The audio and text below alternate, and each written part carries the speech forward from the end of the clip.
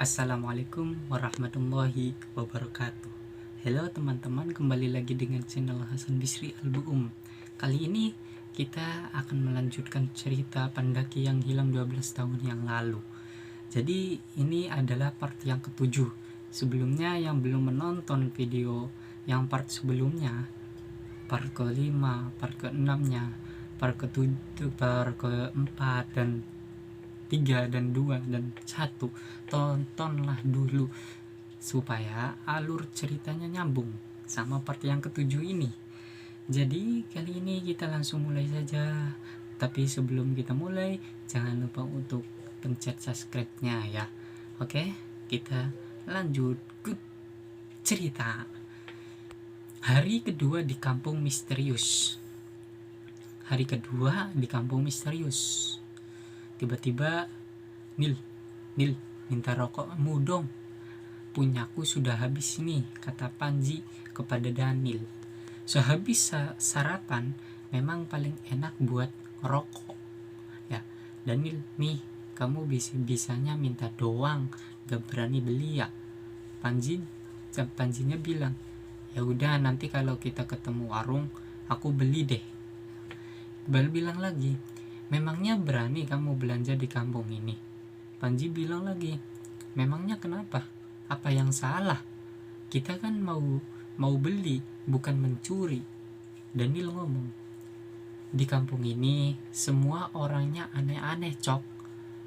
Panji bilang lagi, gak peduli aku. Intinya di kampung ini ceweknya cantik-cantik. Aku udahlah. Kamu jangan pikirin itu lagi. Ayo cepat beresin peralatan makanannya. Oke, kita harus cepat-cepat keluar dari desa ini.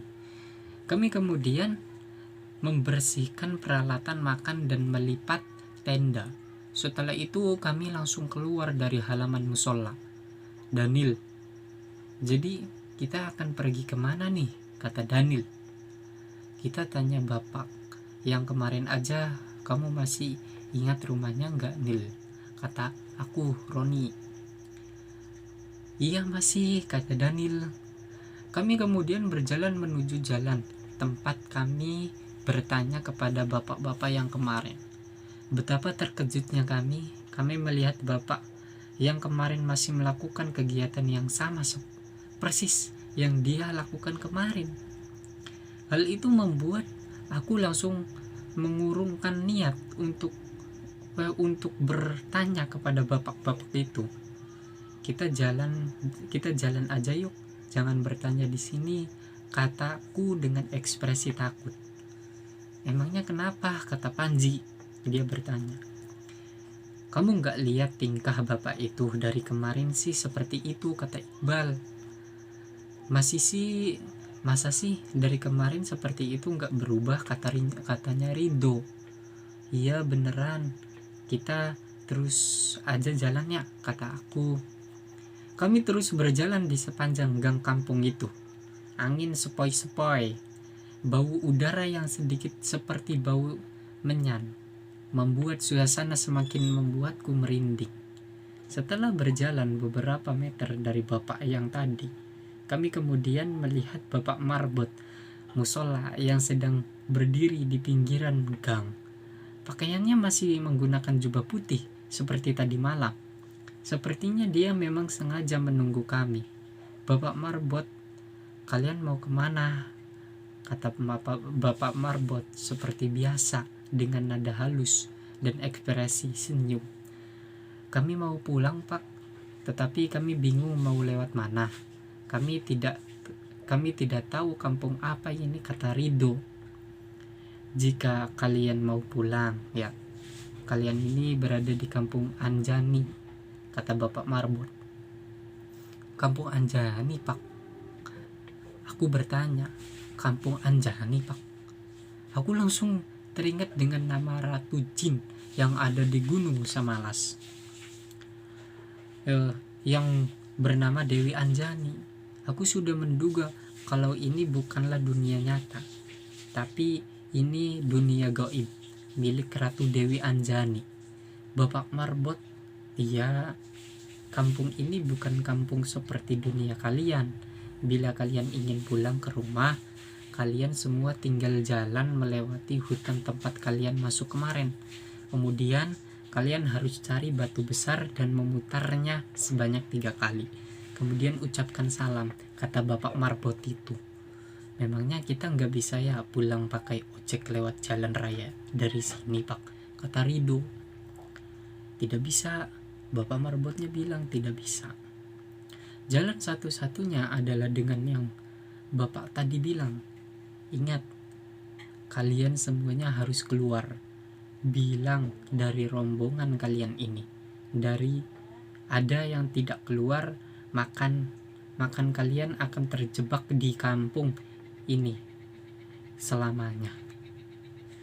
Panji bilang, mana mungkin kayak gitu, Pak. Kita tinggal naik ojek aja terus pulang. Kalian jangan percaya sama bapak ini. Dia pasti bohong. Mana ada yang namanya dunia gaib. Jangan bicaramu, Panji, kata aku kepada Panji. Terserah kalian mau percaya atau tidak. Intinya, Bapak sudah mencoba membantu. Dan ingat satu hal lagi. Bila kalian masih di sini melewati 3 hari, kalian tidak akan menemukan batu besar yang ada di hutan itu lagi, kata Bapak Marbot bilang. Kenapa, Pak? Aku jadi takut nih, kata Iqbal ketakutan. Sudah ya, Bapak pergi dulu. Sambil tersenyum, Bapak itu pergi meninggalkan kita. Kalian jangan mau ditipu daya sama bapak-bapak. Memangnya ini kampung apa? Mana mungkin ada batu gaib, batu ajaib yang diputar 3 kali bisa membawa kita pulang. Mana mungkin aku percaya hal begituan. Paling ini kita lagi dikerjain, kita lagi di prank ini. Mungkin sebentar lagi ada kamera yang keluar dan semua orang di sini itu acting. Pasti pantas saja cewek-ceweknya cantik. Itu pasti kru-kru acara ini, kata Panji yang bilang. Kamu sudah gila ya? Pakai dong otakmu. Mana ada orang ngeprank sebesar ini. Terus kamu gak ingat sama kakek kemarin yang tiba-tiba berubah mukanya menjadi serap, kata Rido. Sudahlah Panji, ayo ikut kami ke hutan. Kita cari batu yang kemarin, kataku. Pokoknya kalau sampai gara-gara kamu kita nggak bisa keluar dari sini, awas aja kamu, katanya Daniel. Awas apa? Mau pukul? Sini kalau berani, Panji menantang, kata Panji. Sudah, ayo jalan, kata Rido.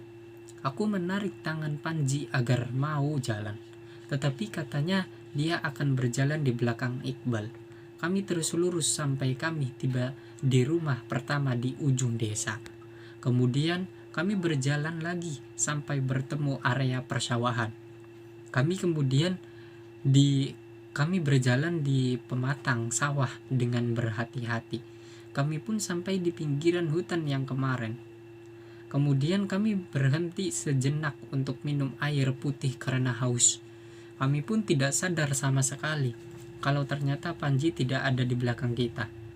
Panji di mana, Bal? Tadi kan ada di belakangmu, kata aku. Iqbal menjawab, iya tadi di belakang aku. Kok nggak ada ya? Jancok memang si Panji ini. Menyusahkan kita saja, kata Daniel.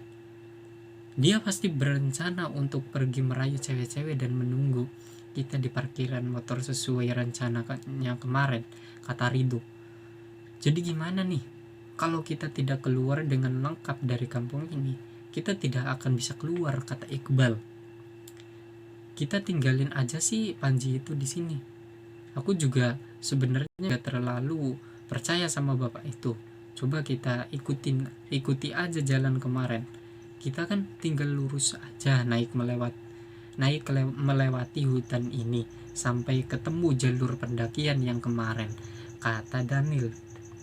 Iya juga sih, coba kita jalan saja dulu, terutama kita cari batu besar yang kemarin sebagai patokan, kataku. Oke deh, ayo, Rido pun menjawab. Oke deh, ayo. Kami berempat kemudian melanjutkan perjalanan dan meninggalkan Panji. Kami lurus dengan mengingat jalan yang kami lewati kemarin. Sudah 2 jam kami berjalan tapi tak kunjung menemukan jalur pendakian itu. Rasanya kami berjalan sudah jauh sama sekali sampai kami kelelahan. Ntar dulu.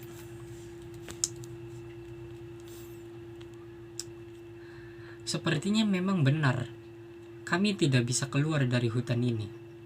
Bagaimana ini? Kita tak kunjung menemukan jalur pendakian itu.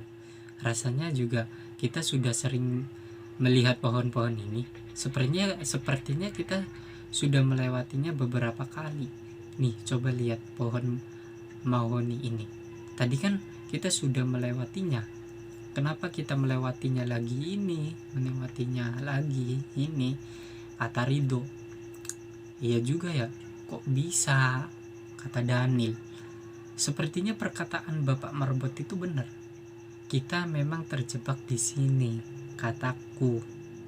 Tuh kan, kita harus cari Panji ini supaya kita bisa keluar dari sini, kata Iqbal. Tetapi kita sudah jauh dari perkampungan itu dan kita juga sudah capek nih. Air minum juga tinggal sedikit, kata Rido. Ya udah, biar aku yang cari, tapi salah satu dari kalian ikut sama aku mencarinya, kata Daniel. Kamu aja yang ikut, Dok, biar aku yang tunggu di sini sama Iqbal, kataku. Rido, gak berani ah, aku takut masuk ke kampung itu lagi, kata Rido. Kami bertiga akhirnya melakukan sweep, dan yang kena akhirnya aku. Mau gak mau, aku sama Daniel pergi untuk mencari Panji. Kemudian Rido dan Iqbal menunggu di pinggiran hutan. Kami berdua cuma membawa 1 ransel punyaku, yang isinya paling lengkap dari ransel ya, paling